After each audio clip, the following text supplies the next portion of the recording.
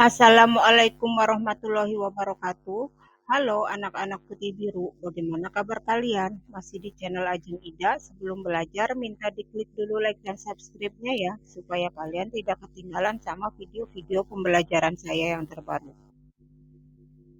Anak-anak putih biru, sekarang kita belajar mata pelajaran IPS kelas 8, tema 3, yaitu nasionalisme dan jati diri bangsa. Dan materi belajar kita sekarang adalah konflik dan integrasi. Ini merupakan materi pada semester genap dan kurikulum merdeka.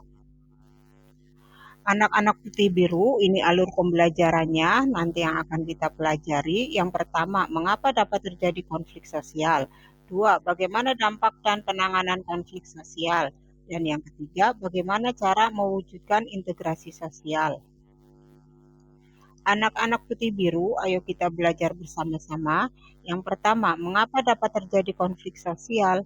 Adanya perbedaan latar belakang kebudayaan bisa membentuk pribadi-pribadi yang berbeda. Pemikiran dan pendirian yang berbeda akhirnya akan menghasilkan perbedaan individu yang dapat memicu konflik bahkan kekerasan sosial. Perbedaan kepentingan, adanya perbedaan kepentingan bisa menjadi munculnya konflik sosial. Yang A, definisi konflik. Konflik berasal dari bahasa Latin yaitu configere yang berarti saling memukul. Meskipun demikian, konflik tidak selalu terjadi secara fisik, melainkan juga dapat berbentuk ancaman. Secara umum, konflik merupakan suatu peristiwa atau fenomena sosial di mana terjadi pertentangan atau pertikaian baik antar individu dengan individu, individu dengan kelompok, kelompok dengan kelompok, maupun kelompok dengan pemerintah.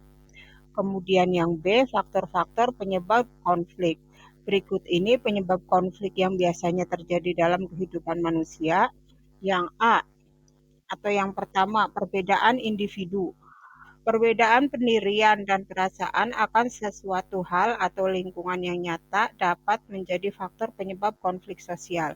Sebab dalam menjalani hubungan sosial, tentu pemikiran tidak akan selalu sejalan dengan kelompoknya. Dua, perbedaan latar belakang dan kebudayaan. Dalam lingkup yang lebih luas, berbagai kelompok kebudayaan bisa saja memiliki nilai-nilai dan norma-norma sosial yang berbeda.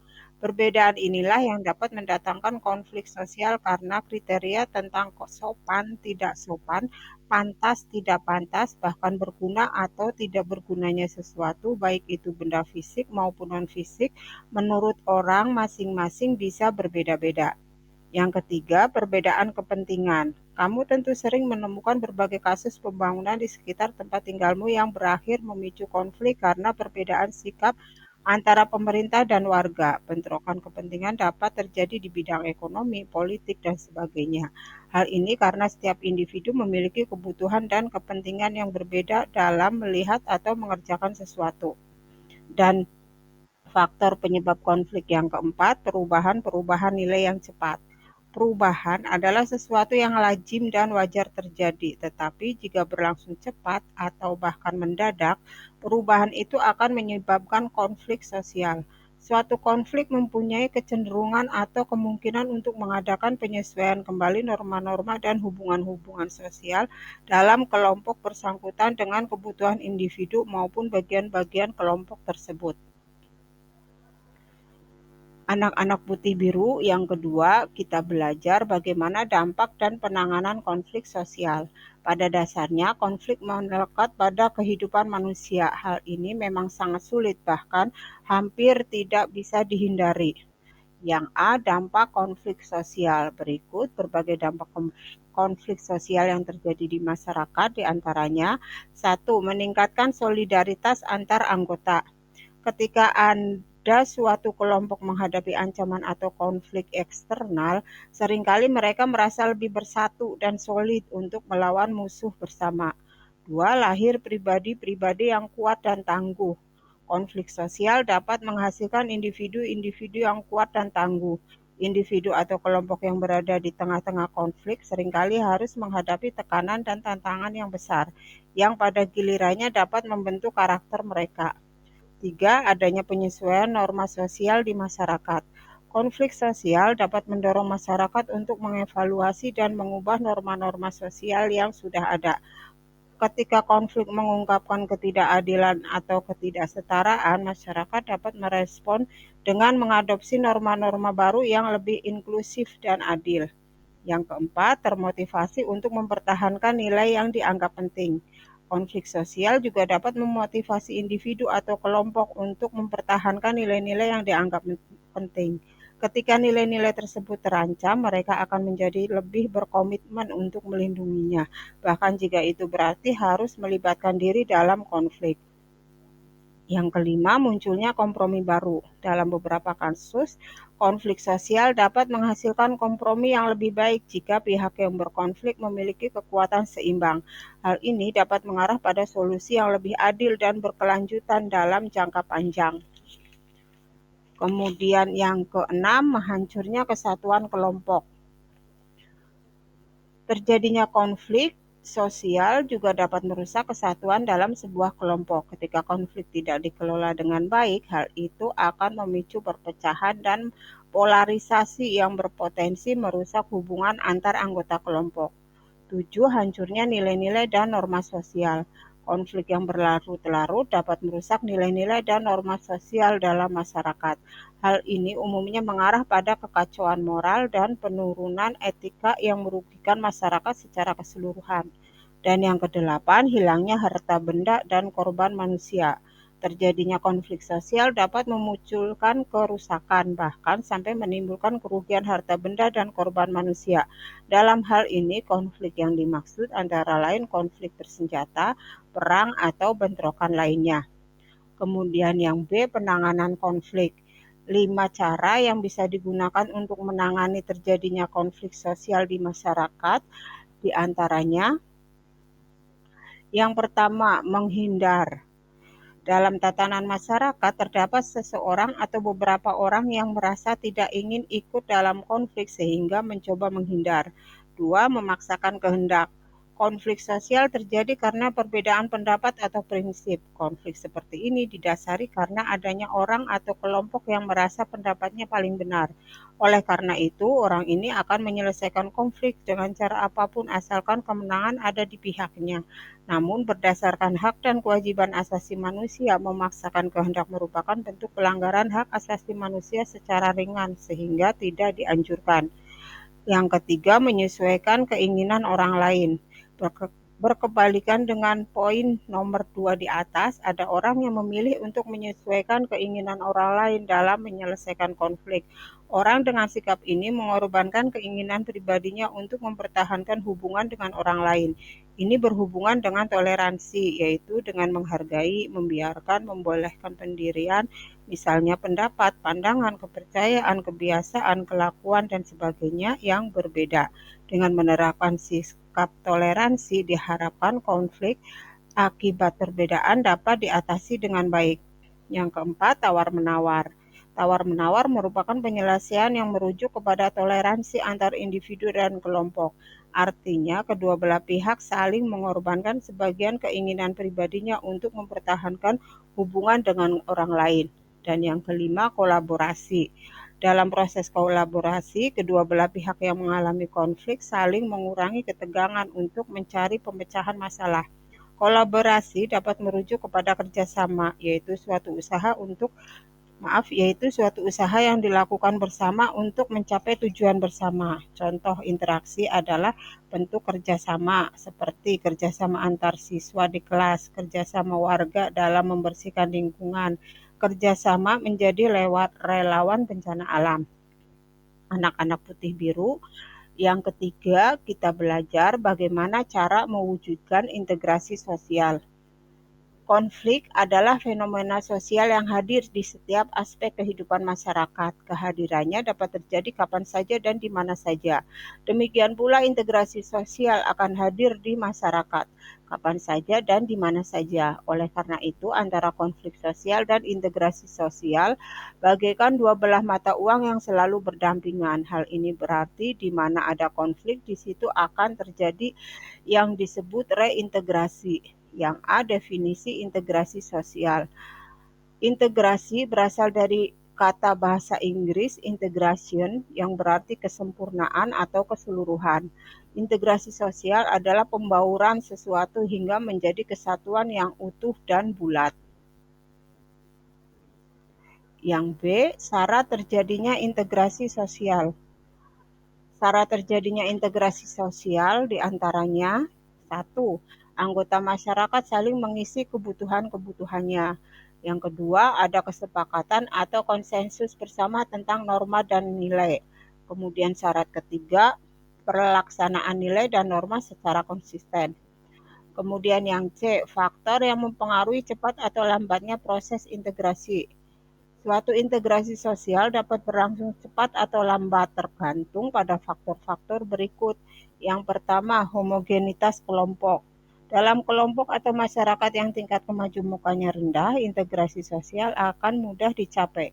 Sebaliknya, dalam kelompok atau masyarakat majemuk, integrasi sosial akan sulit dicapai dan memakan waktu yang sangat lama.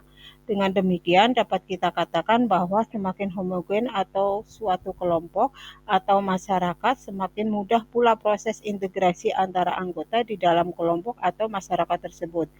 Contoh kelompok atau masyarakat yang homogen adalah kelompok atau masyarakat dengan satu suku bangsa. Yang kedua, besar kecilnya kelompok. Umumnya dalam kelompok yang kecil, tingkat kemajemukan anggotanya relatif rendah sehingga integrasi sosialnya lebih mudah tercapai. Hal itu dapat disebabkan dalam satu kelompok kecil, hubungan sosial keanggotaannya terjadi secara intensif sehingga komunikasi dan tukar-menukar budaya akan semakin cepat. Dengan demikian, penyesuaian atas perbedaan-perbedaan dapat lebih cepat dilakukan. Sebaliknya, dalam kelompok besar, tingkat kemajemukannya relatif tinggi sehingga integrasi sosial akan lebih sulit dicapai.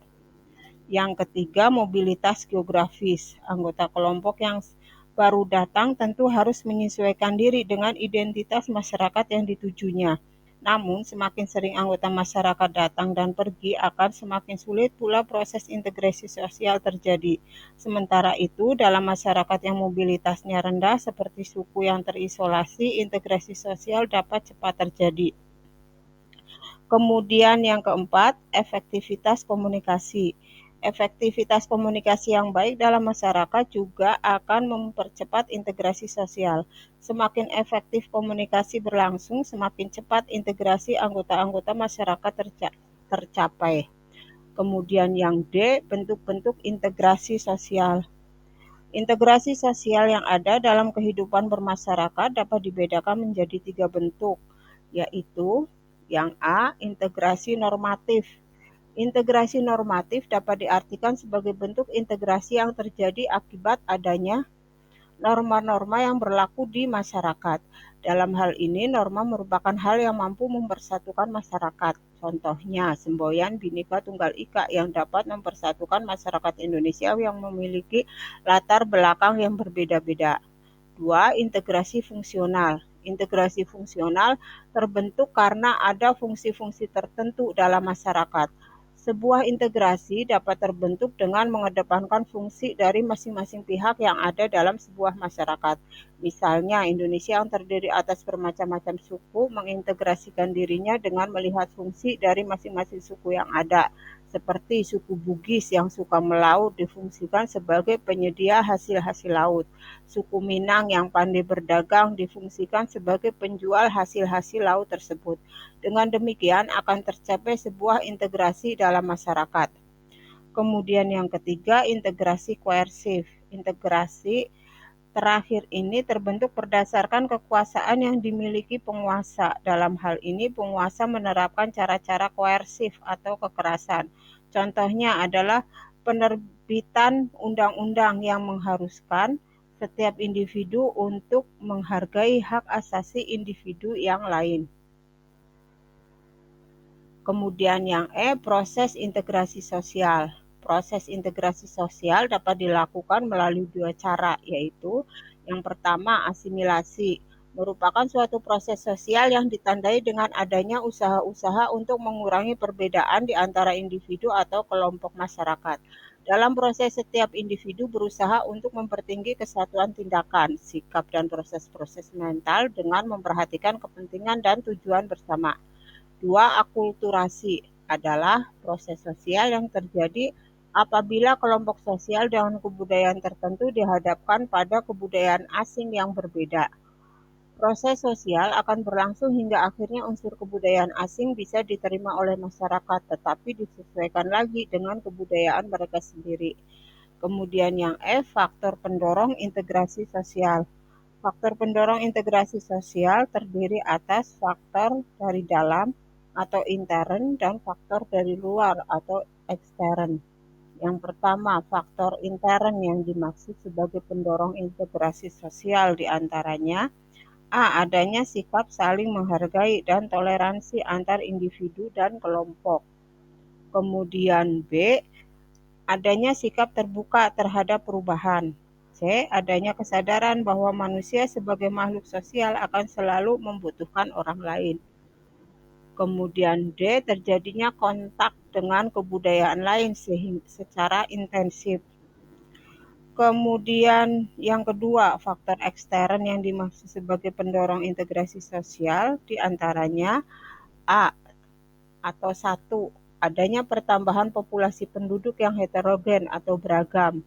Dua, adanya sistem pendidikan yang maju. Tiga, adanya sistem masyarakat yang terbuka dengan budaya asing. Dan yang keempat, adanya musuh dari luar kelompok yang harus dihadapi bersama. Anak-anak putih biru, ini latihan soalnya. Kalian bisa langsung kerjakan di komentar atau kalian kerjakan kemudian dikumpulkan ke guru mata pelajaran kalian. Selamat mengerjakan.